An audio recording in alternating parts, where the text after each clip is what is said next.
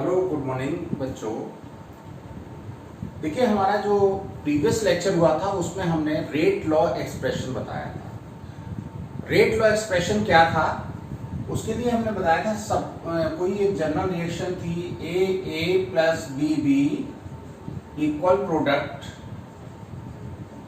इसमें स्मॉल ए और small B stoichiometric coefficients से stoichiometric coefficients are the number of moles of reactant or product molecules in the balanced chemical equation।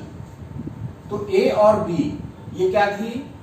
ये थे number of molecules. इनको हम बोलते हैं स्टोइकियोमेट्रिक कोएफिशिएंट। तो जब हम लॉ ऑफ मास एक्शन लगाते हैं तो according to law of mass action rate equal क्या हो जाता था के ए पे पावर ए बी पे पावर बी। मतलब ये हुआ कि रेट लॉ एक्सप्रेशन में जो एक्सपोनेंट्स आते थे, पावर्स आती थी, वो स्टोइकियोमेट्रिक कोएफिशिएंट के इक्वल आती थी। लेकिन हुआ क्या कि बाद में ये देखा गया कि ये जरूरी नहीं है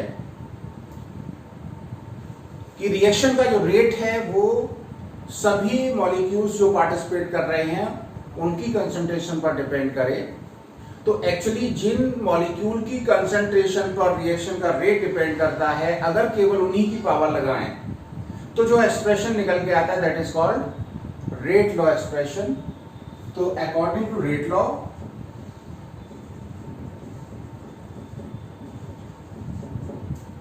what is will be the rate of reaction. Suppose किया कि रिएक्टेंट ए के अल्फा मॉलिक्यूल्स और रिएक्टेंट बी के बीटा मॉलिक्यूल्स पर रेट डिपेंड कर रहा है, तो ये कहलाएगा आपका rate law expression, where alpha and beta is the number of reactant molecules on which actually rate of reaction depends. तो अल्फा और बीटा वो पावर हैं, अल्फा और बीटा वो नंबर है जिस पर रिएक्शन का रेट एक्चुअली डिपेंड करता है। सपोज करिए क्लास है आपका, एक क्लास को आपको ले जाना है एक जगह से दूसरी जगह। सपोज करिए आपको फील्ड में ले जाना, प्लेइंग फील्ड में ले जाना है जहां पे आपको कोई गेम कराना है।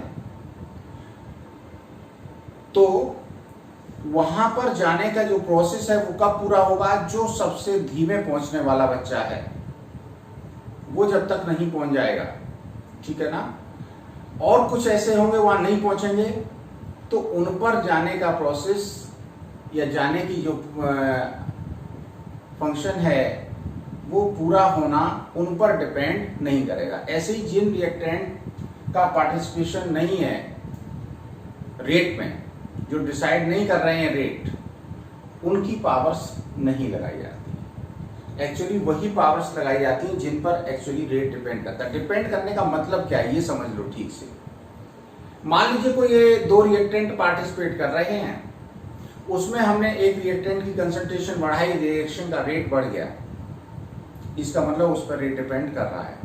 दूसरा रिएक्टेंट है, उसकी कंसंट्रेशन का रेट पर कोई फर्क नहीं पड़ रहा है, वो जिस रेट से हो रही है उसी रेट से चलती रहेगी, चाहे उसकी कंसंट्रेशन बढ़ा दी जाए या कम हो जाए। It means rate of reaction does not depends upon the concentration of that reactant. तो जिनकी कंसंट्रेशन बढ़ने या घटने का इफेक्ट रेट पर पड़ता है, एक्चुअली वही ऑर्डर डिसाइड करते हैं। तो इस रिएक्शन का जो ऑर्डर हो जाएगा वो कितना हो जाएगा?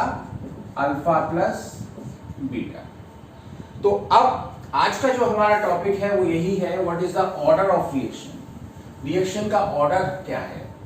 तो हमने आपको बताया था रेट लॉ एक्सप्रेशन में जो एक्सपोनेंट्स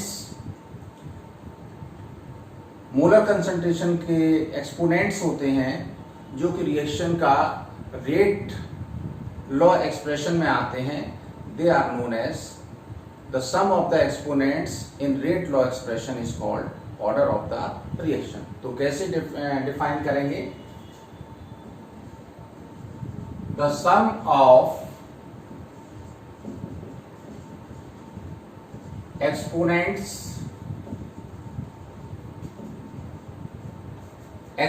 का मतलब होता है जो पावर लगाई जाती है, of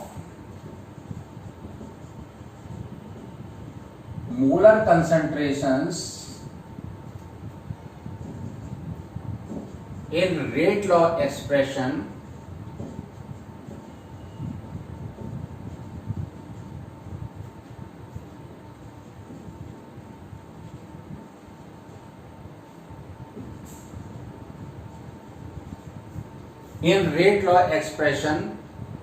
which are raised to express the observed rate of the reaction, which are raised to express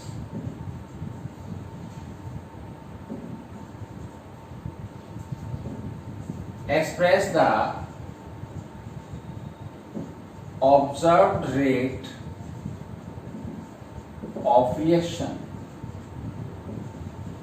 मतलब एक्चुअली रेट किन मॉलिक्यूल्स पर डिपेंड कर रहा है, उनकी अगर पावर्स लगाई जाए, is called order of reaction. समझ गए होंगे कि किसी भी रिएक्शन में जो रिएक्टेंट्स हैं उनके जिन मॉलिक्यूल पर रिएक्शन का रेट एक्चुअली डिपेंड कर रहा है, जितने मॉलिक्यूल्स पर रेट एक्चुअली डिपेंड कर रहा है, केवल उन्हीं की पावर लगाई जाए, रेट लॉ एक्सप्रेशन में लगाई जाती है, और उन्हीं एक्सपोनेंट्स का जो सम होता है that is called order of reaction. Example के तौर पर हम जो जनरल रिएक्शन आपने कंसिडर की थी, AA plus BB equal product, इसमें देखिए small a small b stoichiometric coefficient हैं। Experimentally suppose alpha molecules of A and beta molecules of B decides the rate of reaction. These alpha beta may or may not equal to A and B. Then what is the rate law expression? तो according to rate law ये कहता है कि rate जो होगा वो equal होगा K into A पे power alpha. Alpha is the number of molecules of A on which rate depend, and B पे पावर बीटा। तो ऑर्डर क्या हो जाएगा? Therefore ऑर्डर विल बी होगा अल्फा प्लस बीटा। A के order with respect to A is alpha, order with respect to B is beta, and total order of the reaction is alpha plus beta. तो इस तरह से हम किसी भी reaction का ऑर्डर डिसाइड कर सकते हैं। कुछ एक्चुअल एग्जांपल ले सकते हैं। फॉर एग्जांपल फोटोसिंथेसिस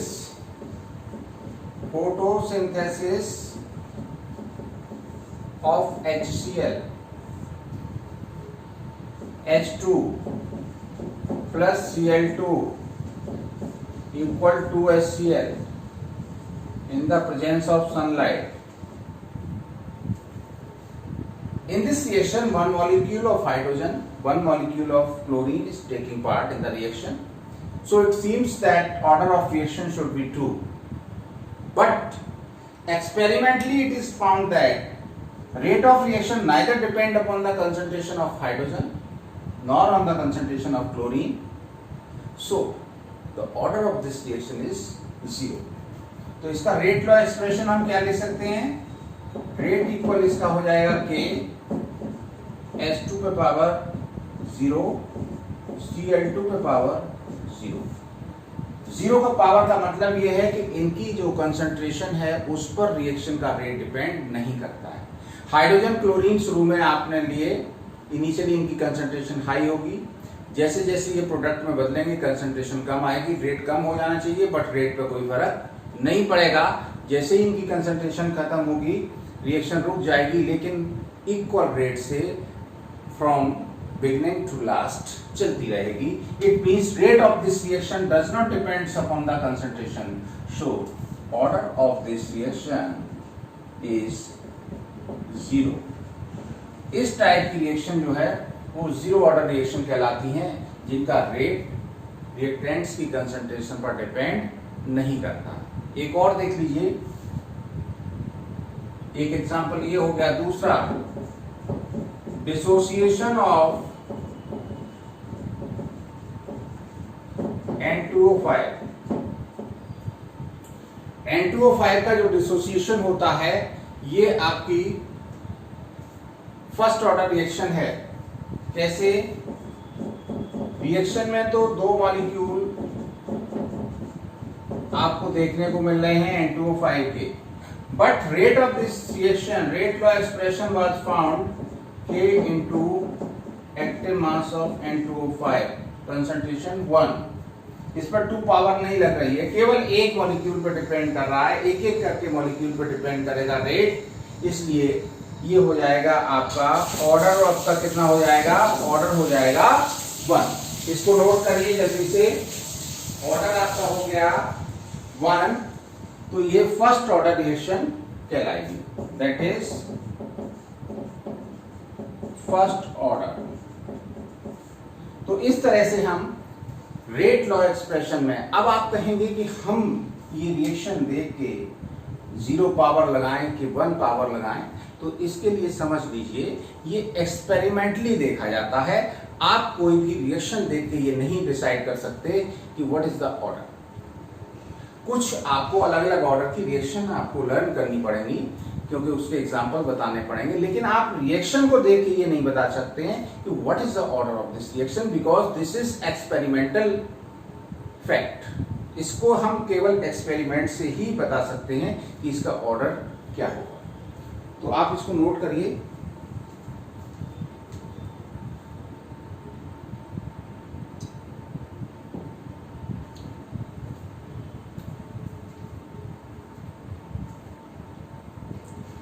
अब हम देखते हैं different order reactions.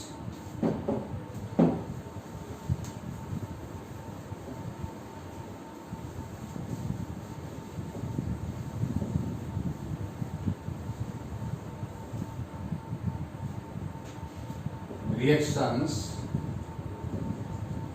of different order।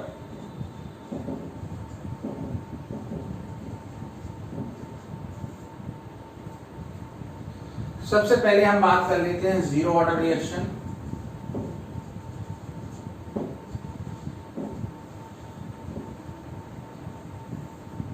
किन्हें कहेंगे?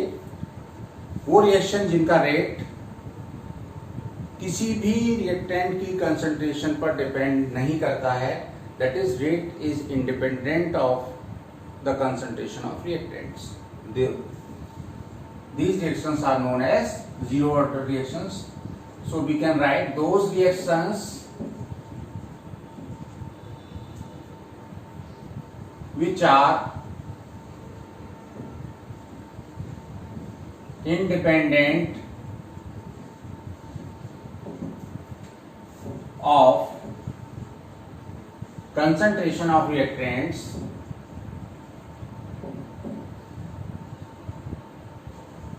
that is rate does not depends on the concentration of reactants are called zero order reaction।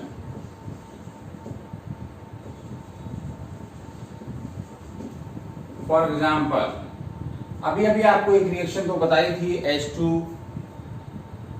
Plus Cl2 equal to HCl। इसके अलावा गोल्ड या platinum की सरफेस पर डिकम्पोजिशन होता है compounds का, वो भी क्या है? जीरो ऑर्डर रिएक्शन है।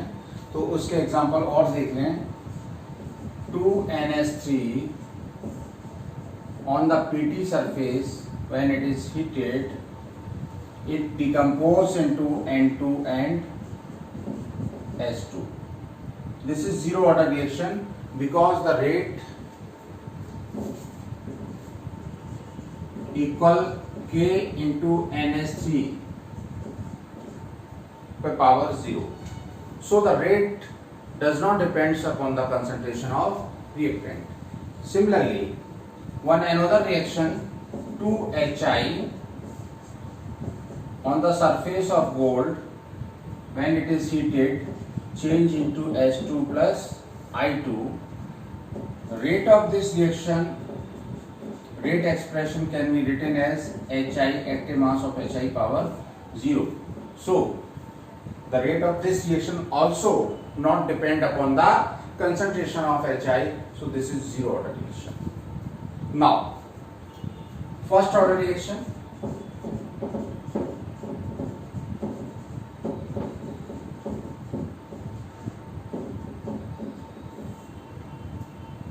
Reactions whose rate depends upon the one concentration term or on the one reactant molecule only are known as zero order reaction.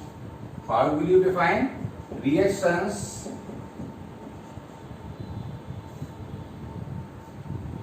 whose rate depends upon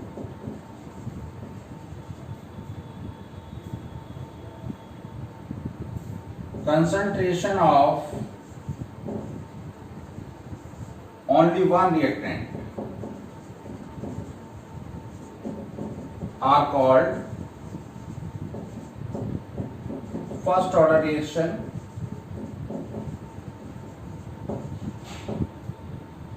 for example, एक example आपको हमने पहले बता ही दिया था, उसके अलावा भी कुछ एग्जाम्पल आप देख लें. Decomposition of H2O2, decomposition of H2O2, H2O2 equal H2O plus half O2. In this reaction, rate equal K into active mass of H2O2. इस रिएक्शन का रेट जो है वो केवल एक रिएक्टेंट के कंसंट्रेशन पर डिपेंड कर रहा है, इसलिए इसका जो ऑर्डर हो गया वो क्या हो गया? First order. एक और देख लें, hydrogenation of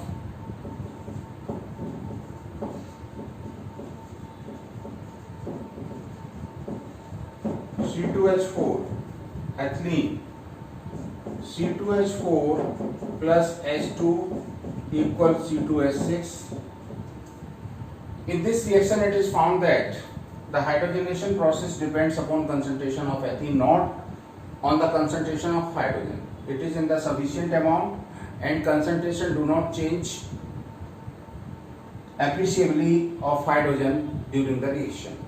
So, the rate law expression can be written as rate equal K active mass of C2H4 only. So, this is first order reaction. तो इस तरह से जो फर्स्ट ऑर्डर रिएक्शन होंगी उनमें क्या होगा? रिएक्शन का रेट केवल एक रिएक्टेंट की कंसंट्रेशन पर ही डिपेंड करेगा, एक से ज्यादा पर डिपेंड नहीं करेगा.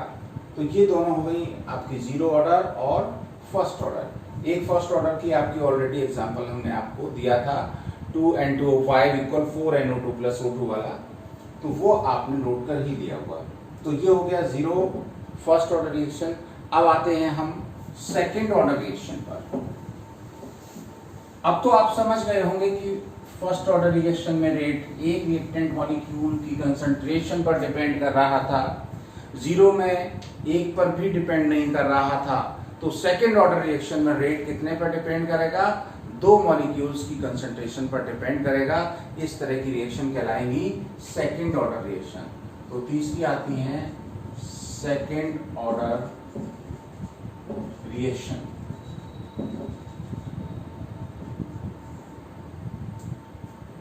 The reactions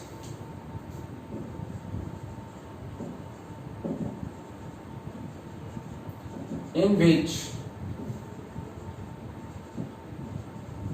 rate depends upon the concentration of two molecules are known as second order reaction.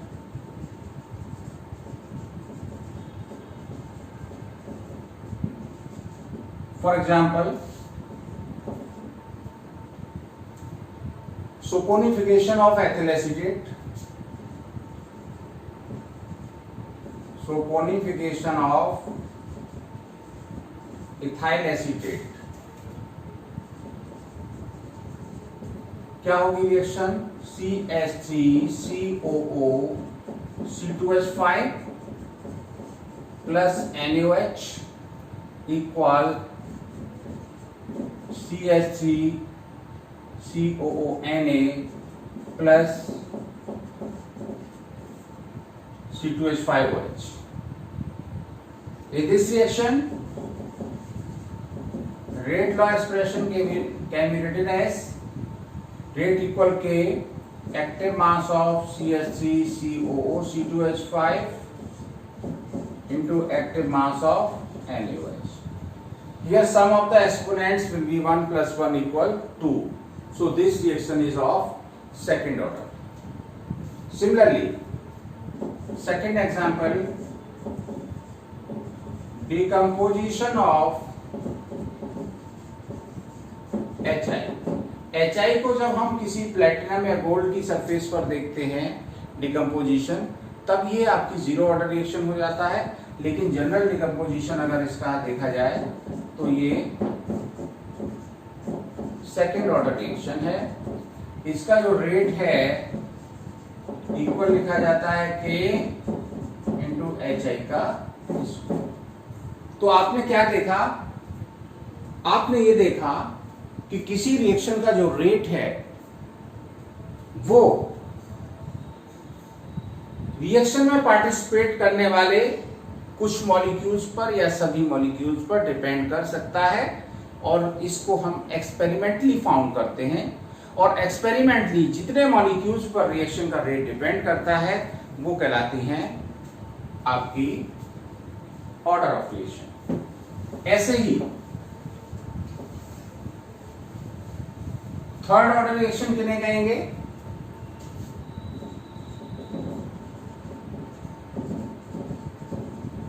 Third order reactions are those reactions in which rate of reaction depends upon three reactant molecules.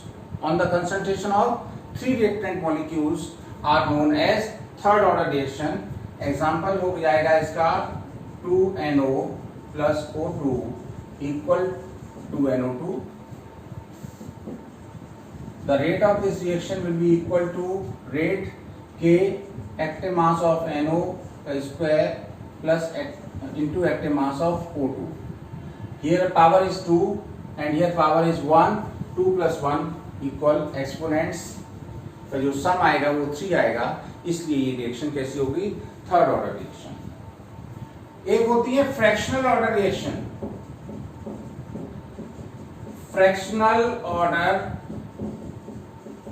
Reactions, देखिए कुछ reaction ऐसी होती हैं जिनमें एक molecule है लेकिन पूरे मॉलिक्यूल पर डिपेंड नहीं करते हैं, हाफ मॉलिक्यूल पर रेट डिपेंड करता है। एक एटम पर Br2 है, Br एटम पर डिपेंड करेगा, Br2 पर नहीं, दोनों एटम्स पर नहीं, एक एक एटम पार्टिसिपेट करेगा। तो ऐसे रिएक्शन का जो है ऑर्डर जो आता है वो फ्रैक्शनल ऑर्डर आता है। कैसे? एक एग्जांपल लेते हैं, H2 plus Br2 equal to HBr. Experimentally it is found that the rate of this reaction is equal to K active mass of H2 per power 1 active mass of Br2 is per power 1 by 2. तो order इसका कितना आ जाएगा? Order आ जाएगा 1.5. So this is fractional order reaction. तो आपने इसमें देखा कि ऑर्डर ऑफ रिएक्शन क्या है। Order of reaction reactant molecules की वो नंबर है जिन पर एक्चुअली रेट रिएक्शन का डिपेंड करता है, या रेट लॉ एक्सप्रेशन में जो एक्सपोनेंट्स हैं रिएक्टेंट्स की कंसंट्रेशन के पावर्स हैं उनका जो सम होता है वो कहलाता है ऑर्डर ऑफ द रिएक्शन, और उनके अलग अलग आपने एग्जाम्पल पढ़े। अब आगे हम लोग डिफरेंट ऑर्डर रिएक्शंस के इंटीग्रेटेड रेट इक्वेशन पढ़ेंगे। इनके डिफरेंट ऑर्डर रिएक्शन के लिए क्या यूनिट रेट कांस्टेंट की निकल के आएगी वो हम पढ़ेंगे। तो आज आप इनको एक बार रिवाइज कर लीजिए। Thank you for today.